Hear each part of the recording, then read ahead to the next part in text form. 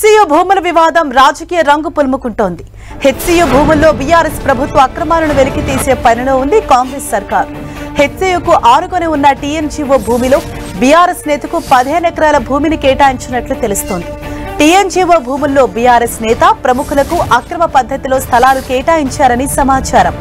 TNGO land కేటాయింపుల్లో 100 కోట్ల అవినీతి జరిగినట్లు గతంలోనే ఆరోపణలు వచ్చాయి. ఈ ఆరోపణలపై విజిలెన్స్ రిపోర్ట్ను అప్పటి బీఆర్ఎస్ సర్కార్ దాచిపెట్టినట్లు వార్తలు వినిపించాయి.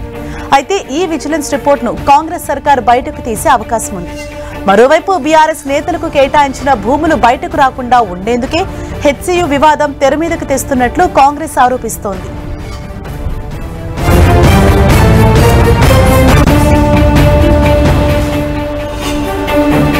గచ్చిబౌలిలోని 400 ఎకరాల భూమి ప్రభుత్వానిదేనంటూ టీజీఐఏసీ చేసిన ప్రకటనను హైదరాబాద్ సెంట్రల్ యూనివర్సిటీ ఖండించింది. ఈ మేరకు హెచ్సియు రిజిస్ట్రార్ ఓ ప్రకటన విడుదల చేశారు. 2024 జూలైలో అక్కడ ఎలాంటి సర్వే నిర్వహించలేదని, ఇప్పటి వరకు భూమి ఎలా ఉందన్న దానిపై ప్రాథమిక పరిశీలన మాత్రమే చేశారని అన్నారు. హద్దులకు అంగీకరించినట్లు టీజీఐఏసీ చేసిన ప్రకటన ఖండిస్తున్నట్లు చెప్పారు.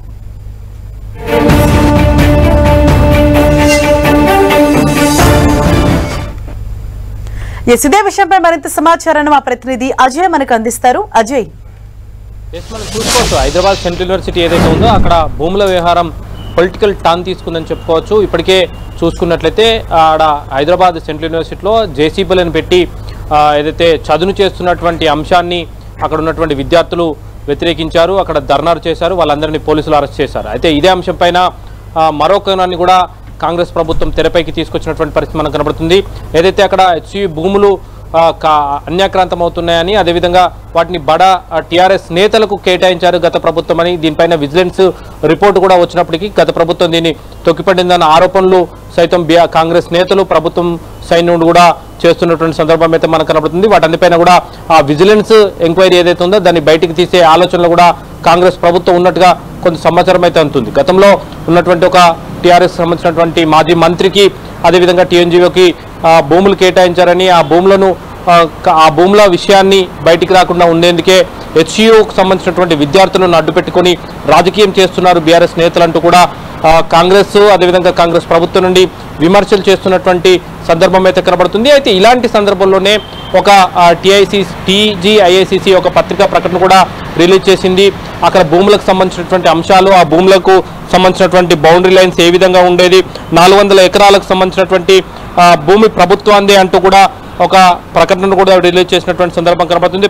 ప్రాజెక్టులో సెంట్రల్ యూనివర్సిటీ భూమి లేదు, ఆ భూమి యజమాని తామేనంటూ తెలంగాణ ప్రభుత్వం అదే అంటూ కూడా న్యాయస్థానంలో నిరూపించుకున్నదని, ప్రైవేట్ సంస్థకు సంబంధించినటువంటి ఒక వ్యక్తితోటి 21 సంవత్సరాలు పోరాడి కోర్టులో తాము గెలుచుకున్నామని, దక్కించుకున్నామంటూ కూడా ఒక నోట్నైతే విడుదల చేసినటువంటి సందర్భం మనం చూసుకోవచ్చు. అయితే ఇదే అంశం పైన యూనివర్సిటీ రిజిస్ట్రార్ కూడా మరొక పత్రికా ప్రకటనను రిలీజ్ చేసినటువంటి సందర్భం అయితే కనబడుతుంది. టీజీఐఏసీ ఇచ్చినటువంటి పత్రికా ప్రకటన ఏదైతే ఉందో దాన్ని ఖండిస్తున్నామంటూ హెచ్సియుకి సంబంధించినటువంటి రిజిస్ట్రార్ ఒక పత్రికా ప్రకటన రిలీజ్ చేయడం జరిగింది. జూలై 2024 నాటు ఒక సర్వే జరిగినట్టు అందులో ప్రకటించిందని, అలాంటి సర్వే ఏది జరగలేదని, అదేవిధంగా హద్దులకు ఒప్పుకున్నట్లు హెచ్సియు ఒప్పుకున్నట్లు చెప్తున్నటువంటి తెలంగాణ ప్రభుత్వం చెప్తున్నటువంటి ఏదైతే అంశం ఉందో దాన్ని కూడా ఒప్పుకోలేదని, ఇప్పటి వరకు ఎలాంటి సర్వే చేయలేదని, ఒకవేళ యూనివర్సిటీకి సంబంధించినటువంటి భూములు ప్రభుత్వానికి బదలాయించాలన్నా, ఇతరులకు బదలాయించాలన్నా కౌన్సిల్ మీటింగ్ జరిగిన తర్వాతనే అధికారం ఉంటుందంటూ కూడా చెప్పినటువంటి పరిస్థితి కనబడుతుంది.